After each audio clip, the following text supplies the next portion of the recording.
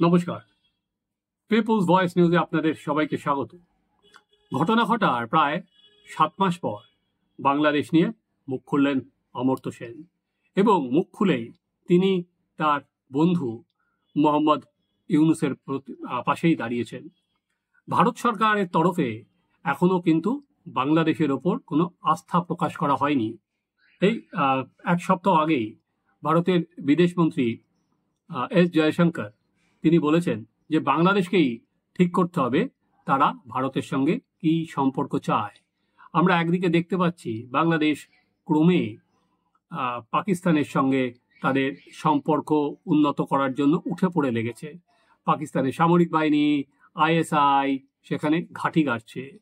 এখনো সংখ্যালঘুদের ওপর নির্যাতনের নানা খবর সামনে আসছে, কিন্তু আরেক নোবেল লরিয়েট আমাদের ভারতে অমর্ত্য সেন তিনি কিন্তু দাঁড়ালেন সরাসরি মোহাম্মদ ইউনূসের পাশেই। হ্যাঁ, বাংলাদেশের ঘটনায় তিনি উদ্বেগ প্রকাশ করেছেন। সংবাদ সংস্থাকে দেওয়া ইন্টারভিউতে উনি মনে করছেন যে মোহাম্মদ ইউনূস যেভাবে এগোচ্ছেন আর কি বাংলাদেশকে তিনি উন্নতির পথে নিয়ে যেতে পারবেন। চলুন একবার উনি কি বলছেন আমরা দেখে নিই। এবং অবধারিতভাবে বাংলাদেশে দিনের পর দিন যে সংখ্যালঘুদের ওপর নির্যাতন হচ্ছে সেই প্রসঙ্গে তিনি বলেছেন, খুব ইন্টারেস্টিং বলেছেন, সরকার এবং সে দেশের জনগণকে এই পরিস্থিতির মোকাবিলা করতে হবে। মন্দির ভাঙাকে উনি সাপোর্ট করেননি, সরকার এবং সে দেশের নাগরিককে তিনি বলেছেন মোকাবিলা করতে হবে। এবং এর সঙ্গেই তিনি যুক্ত করেছেন ভারতকে, যে ভারতের মসজিদ ভাঙাও একই রকম উদ্বেগে। অর্থাৎ দিনের পর দিন ওখানে যে সংখ্যালঘু নিধন হলো সেটা কিন্তু ওনার ভাষায় ভারতে যে মসজিদ গুড়িয়ে দেওয়া হচ্ছে সেই দুটো নাকি এক আর কি, যেভাবে দুটো দেশেই নির্যাতন চলেছে উনি গুড়িয়ে দেওয়াটা একইভাবে বলেছেন। উনি কি ঠিক যে কথাটা বলছেন সেটা আমি বলছি। একই সঙ্গে উনি শেখ হাসিনার সরাসরি কোনো প্রশংসা করেননি, কিন্তু শেখ হাসিনার সময় বাংলাদেশের যে অর্থনৈতিক অগ্রগতি হয়েছিল তার কিন্তু তিনি প্রশংসা করেছেন, যে ওই সময় দেশ কিভাবে এগিয়েছিল। তিনি ইউনূসকে পরামর্শ দিয়েছেন যাতে আওয়ামী লীগকে নিষিদ্ধ না করা হয়, কি ভোটে যাতে আওয়ামী লীগ অনায়াসে পার্টিসিপেট করতে পারেন। যেটা বলেছেন সেটা আপনাদের বলছি। ইউনূস সম্পর্কে তিনি যেটা বলেছেন, Yunus is an old friend. I know he is highly capable and in many ways a remarkable human being. He has made strong statement about Bangladesh secularism and democratic commitment. If you suddenly become the head of a country, as Yunus effectively has, you must consider various factions. There are Islamic parties and now Hindu factions are well. উনি Hindu faction বলতে আমার মনে হয় ইসকনকে নাম না করলে ইসকনের নামে বোঝাতে চাইছেন। I have great confidence in Yunus abilities. এবং উনি একই সঙ্গে দাবি করেছেন যে জামাতে ইসলামী নাকি সেরকম মাথা তুলে দাঁড়াতে পারেনি, যে জামাতে ইসলামীকে সেরকমভাবে দাপিয়ে বেড়াতে দেখা যাচ্ছে না। অথচ সেখানে দাঁড়িয়ে যে নতুন দল গঠন করা হলো জাতীয় নাগরিক পার্টি, যে যারা এই কোটা বিরোধী আন্দোলন বা ছাত্র বৈষম্য বিরোধী আন্দোলন থেকে যারা উঠে এলেন, তারা বাংলাদেশের তো খবর অনুযায়ী বা যেটা দেখা যাচ্ছে তারা জামাতের সাপোর্ট নিয়েই তারা নতুন দলটা দাঁড় করাচ্ছেন। এবং জামাতের স্টুডেন্ট উইংয়ের তারা সদস্য যারা এই নতুন দল গঠন করছেন তারা সরকারের উপদেষ্টা ছিল। তারপরেও অমর্ত্য সেন বলছেন যে জামাত সেরকমভাবে প্রাসঙ্গিক হয়ে উঠতে পারেনি। উনি যেটা বলছেন উনি কন্ডেম করে বলছেন যেটা it was the responsibility of both the government and the public to prevent such violence. There is an important issue because Bangladesh has historically taken part in its treatment of minorities and its efforts to keep communal forces like Jamaat in check. Unfortunately, there have been also attacks of mosques in India. These incidents, whether in Bangladesh or in India, must stop.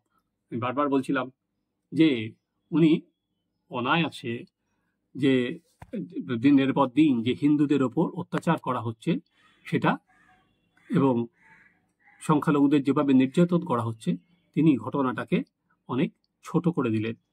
ইতিমধ্যে ভারত সরকারের তরফ থেকে বারবার করে বাংলাদেশকে সতর্ক করা হয়েছে। নরেন্দ্র মোদী নিজে ফোন করে মোহাম্মদ ইউনূসকে উদ্বেগ প্রকাশ করেছিলেন। সেখানে দাঁড়িয়ে ভারতের বিদেশমন্ত্রী সংসদে দাঁড়িয়ে স্টেটমেন্ট দিয়েছিলেন। ভারতের বিদেশ দপ্তরের মুখপাত্র একাধিকবার প্রেস কনফারেন্স করে বলেছেন যে সংখ্যালঘুদের ওপর নির্যাতন বন্ধ করতে হবে। ভারতের বিদেশ সচিব বাংলাদেশে গিয়ে বলে এসেছেন। তারপরেও অমর্ত্য সেন কিন্তু যে সংখ্যালঘুদের নির্যাতন সেই বাংলাদেশে সেই জিনিসটাকে ওনার যে ইন্টারভিউ সেটাতে কিন্তু অত্যাধিক তিনি গুরুত্ব দেননি, বরং তিনি অনেক বেশি আস্থা রেখেছেন মোহাম্মদ ইউনূসের ওপরেই। অমর্ত্য সেনের ছোটবেলার অনেকটা সময় বাংলাদেশেই কেটেছে, সেই স্মৃতিও তিনি সামলে নিয়ে এসছেন। সংবাদ সংস্থাকে তিনি যেটা বলেছেন ইন্টারভিউতে সেটা তার দীর্ঘ সময় তার ঢাকাতে কেটেছে। তিনি যে স্কুলে পড়তেন সেই স্কুলের নাম বলেছেন। তারপর তিনি মানিকগঞ্জে তার আত্মীয় স্বজন ছিল, সেখানে গিয়েছেন। তাই জন্য তিনি বলেছেন I am worried that about how Bangladesh will overcome the current challenges. এবার আরেকটা ইন্টারেস্টিং পয়েন্ট আছে, সেখানে দাঁড়িয়ে উনি বাংলাদেশের যে প্রেস যেভাবে চলছে তিনি কিন্তু সার্টিফিকেট দিয়েছেন। তিনি বলেছেন মোটের ওপর প্রেস ঠিকভাবেই চলছে, অর্থাৎ সংবাদপত্রে নাকি স্বাধীনতা আছে বাংলাদেশে। অথচ আমরা দেখছি যেটা দিনের পর দিন আওয়ামী লীগের নেত্রী শেখ হাসিনা যে বার্তাগুলো দিচ্ছেন সেখানে বাংলাদেশের কোনো সংবাদ মাধ্যম সেটা ছাপতে পারেনি। কোনো সংবাদ মাধ্যমের হিম্মত হয়নি এই বৈষম্য বিরোধী ছাত্র আন্দোলনের নেতারা যে হুমকি দিয়েছিল যে এগুলো ছাড়লে তাদের ফল ভুগতে হবে, তারপর কোনো সংবাদ মাধ্যম কিন্তু একটা লাইনও এই খবর ছাপে না। এবার এই যে ৩২ ধানমন্ডি যে বাড়িটা শেখ মুজিবুর রহমানের, এবং শুধুমাত্র একটা বাড়ি না, ওটার সঙ্গে ইতিহাস সংস্কৃতি সব জড়িয়ে আছে, সেই বাড়িটাকে ভেঙে গুঁড়িয়ে পুড়িয়ে তছনছ করে দেওয়া হলো। এবং তখনও কিন্তু অন্তর্বর্তী সরকারের প্রধান উপদেষ্টার নাম ছিল মোহাম্মদ ইউনূস। অমর্ত্য সেন কিন্তু সে বিষয়েও একটা মুখও খোলেননি, কোনো সমালোচনাও করেননি। আবারও বললাম, এখনো পর্যন্ত চিন্ময় প্রভু তিনি কিন্তু এখনো পর্যন্ত জেলেই আছেন। এখনো পর্যন্ত বাংলাদেশ সরকার তার বিরুদ্ধে দেশদ্রোহিতার অভিযোগ কিন্তু তুলে নেয়নি।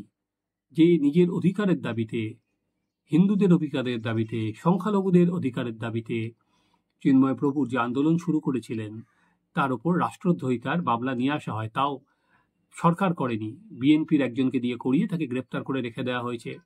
তার আদালতে মামলা উঠলেই সেখানে গিয়ে জামাত এবং অন্যান্য আইনজীবীরা যে হামলা করছেন, অমর্ত্য সেনের ইন্টারভিউতে কিন্তু কিছুই নেই। কিন্তু আছে যেটা, তিনি বন্ধুর ওপর আস্থা রাখছেন। এই বন্ধুর ওপর আস্থা তার যে কতটা প্রবল বা কতটা প্রকট সেই ইন্টারভিউ পড়লেই আপনারা বুঝতে পারবেন।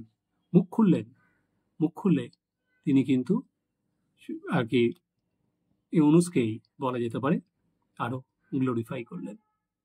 আপনারা দেখতে থাকুন আমাদের চ্যানেল সাবস্ক্রাইব করুন, আপনাদের মতামত জানান।